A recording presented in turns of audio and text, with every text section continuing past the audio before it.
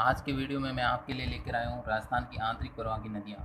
और ये मैं आपको एक ट्रिक के माध्यम से बहुत ही आसानी से इनके उद्गम और विलुप्त स्थान के बारे में बहुत ही आसानी से आपको समझा रहा हूँ दोस्तों। तो देखिए, शुरू करते हैं आज का वीडियो। घर्घर नदी। और इन नदियों में सबसे पहले आपको बता देता हूँ इन नदियों के ट्रिक के बारे में। तो ये है घरू, कासा, मैं, रुका। ये नदियों के नाम है दोस्तों। घरू, कासा, मैं, रुका। ये ट्रिक है, आपको इतनी सी याद करनी है, घरू, कासा, मैं, रुका। और इससे हम राजस्थान की आंतरिक प्रवाह की नदियों के बारे में विस्तार से जानकारी हासिल करते हैं दोस्तों। चलिए शुरू करते हैं। घर्घर नदी। इस नदी के उद्गम स्थान की बात करें दोस्तों, तो ये हिमाचल प्रदेश के शिवालिक पहाड़ी से, कालका माता मंदिर के पास शिवालिक पहाड़ी है, वहाँ से इसका उद्गम होता है दोस्तों। उद्गम होता है शिवालिक पहाड़ी, कालका माता मंदिर।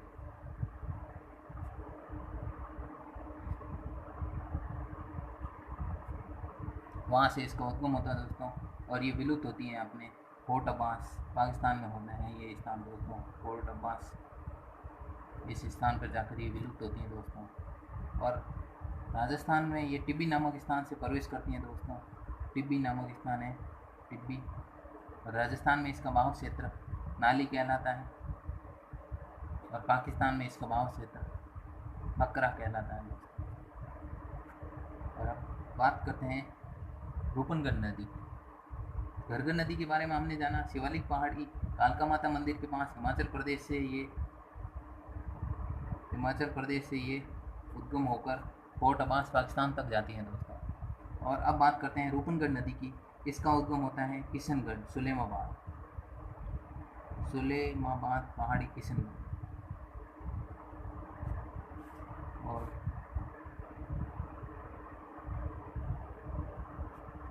उसके बाद ये जाती हैं दोस्तों, कहाँ तक जाती हैं ये? सांभर झील तक जाती हैं। सांभर झील में जाकर मिल जाती हैं, जो जयपुर और नागौर की सीमा पर है। और इसके बाद में हम बात करते हैं कांकणी, और जिसको स्थानीय भाषा में मसूरदी नदी कहा जाता है। तो ये कोठारी गांव है जैसलमेर में दोस्तों। कोठारी गांव से ये उद्गम होती है, और ये आपके जाती है यहाँ बुद्ध झील का निर्माण करती है, और ये मीठा की खाड़ी में जाकर समाप्त हो जाती है दोस्तों। मीठा की खाड़ी में, और यहाँ ये एक झील का निर्माण करती है, इसको बुद्ध झील के नाम से जाना जाता है। और ये आंतरिक प्रवाह की सबसे छोटी नदी है दोस्तों। अब बात करते हैं साबी नदी की। साबी नदी के बारे में आपको एक बहुत ही छोटी सी ट्रिक है, जिसके बारे में मैं आपको बता रहा हूँ। उससे आप इसका उद्गम और विलुप्त स्थान एक ही लाइन में याद कर लेंगे। तो इसकी ट्रिक है सेंवर, सांप, पटौदी।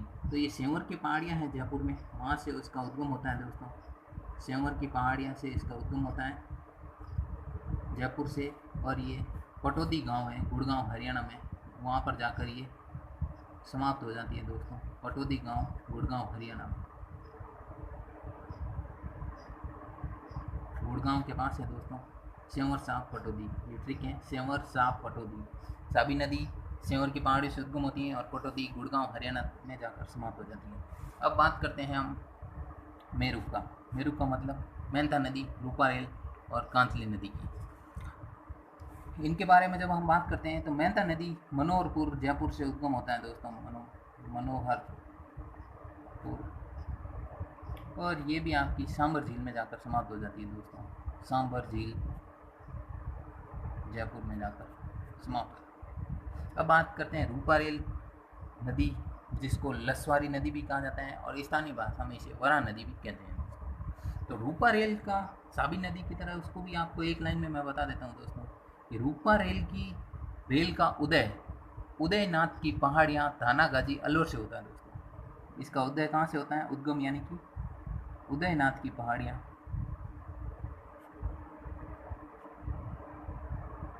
थानागाजी, अलवर से दोस्तों। थानागाजी,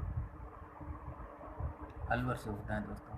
और ये सीकरी, भरतपुर में जाकर समाप्त हो जाती है दोस्तों। कहाँ पर? सीकरी, भरतपुर। और ये कांतली नदी के बारे में हम बात करते हैं, तो इस नदी का उद्गम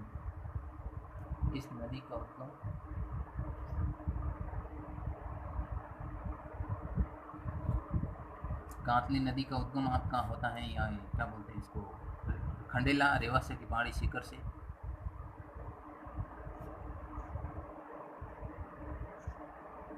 खंडेला की पहाड़ी रेवासा शिखर से इसका उद्गम होता है दोस्तों, और ये आपके चूरू की सीमा पर जाकर समाप्त हो जाती है। चूरू की सीमा पर समाप्त हो जाती है दोस्तों, और ये झुंझुनू को दो भागों में बांटती है। झुंझुनू को दो भागों में बांटती है और चूरू की सीमा पर जाकर समाप्त हो जाती है दोस्तों। ये पूर्ण बहाव की दृष्टि से राजस्थान की सबसे लंबी नदी है आंतरिक प्रवाह की, इसकी लंबाई है 100 किलोमीटर दोस्तों। इस नदी के किनारे ही गणेश्वर सभ्यता व्यवस्थित विकसित हुई थी दोस्तों, गणेश्वर सभ्यता। अब दोस्तों इन सभी नदियों के उद्गम और विलुप्त स्थान को मैं आपको मैप के द्वारा दिखा देता हूँ दोस्तों, जिससे आपको बहुत ही आसानी से ये सब एकदम क्लियर हो जाएगा। तो चलिए आपको दिखाता हूँ मैं मैप के थ्रू। अब इस मैप के थ्रू मैं आपको ये बता रहा हूँ दोस्तों कि ये है हिमाचल। ये हिमाचल नहीं है, लेकिन यहाँ से हिमाचल से ये आती थी गरगर नदी, और यहाँ टिब्बी नामक स्थान से राजस्थान में प्रवेश करती थी। यहाँ इसका बहाव क्षेत्र नाली कहलाता था, नाली कहलाता है। पाकिस्तान में इसका बहाव क्षेत्र हकरा कहलाता है, और ये आपका फोर्ट अब्बास पाकिस्तान में ये विलुप्त हो जाती है दोस्तों। और अब बात करते हैं रूपनगढ़ नदी की। तो ये सुलेमाबाद पहाड़ी किशनगढ़ से निकलती थी दोस्तों, सुलेमाबाद पहाड़ी किशनगढ़ से, और ये सांबर झील है, यहाँ आकर ये समाप्त हो जाती थी दोस्तों। और बात करें कांकड़ी नदी, कोठारी गांव से ये दोस्तों नदी निकलती हैं कोठारी गांव, और यहाँ बुद्ध झील का निर्माण करती है, और ये मीठा की खाड़ी में जाकर समाप्त हो जाती है दोस्तों, मीठा की खाड़ी में जाकर समाप्त हो जाती है दोस्तों। और अब बात करते हैं हम साबी नदी की। तो ये साबी नदी है, ये साबी नदी, यह आपके सेंवर की पहाड़ियाँ जयपुर से निकलती हैं, सेंवर की पहाड़ियाँ, और यहाँ गुड़गांव हरियाणा में पटौदी नामक स्थान पर जाकर समाप्त हो जाती है दोस्तों। और अब हम बात करते हैं आपके लिए मेरुका यानी मेंथा, रूपा रेल और कांकरी नदी की। मेंथा नदी दोस्तों ये मनोहरपुर है, और ये आपकी सांबर झील है, यहाँ जाकर ये समाप्त हो जाती है मेंथा नदी। और अब बात करते हैं हम रूपा रेल। रूपा रेल की रेल का उदय यहाँ उदयनाथ की पहाड़ियाँ से होता है, और ये अलवर से होकर भरतपुर, सीकरी भरतपुर में जाकर समाप्त हो जाती है दोस्तों, जिसको वरा नदी भी कहते हैं। और कांतली नदी, इसका ये खंडेला रेवासा शिखर से इसका उदय होता है दोस्तों, उद्गम होता है, और ये झुंझुनू को दो भागों में बांटती हुई चूरू की सीमा पर जाकर ये समाप्त हो जाती है दोस्तों। ये हर 100 किलोमीटर पूर्ण बहाव की दृष्टि से राजस्थान की सबसे लंबी नदी है। और इसी के साथ मैं आज का वीडियो समाप्त करता हूँ। धन्यवाद। इसको लाइक करें, शेयर करें और हमें सपोर्ट करें, ताकि हम आपके लिए इसी तरह बेहतरीन वीडियो ला सकें। धन्यवाद दोस्तों।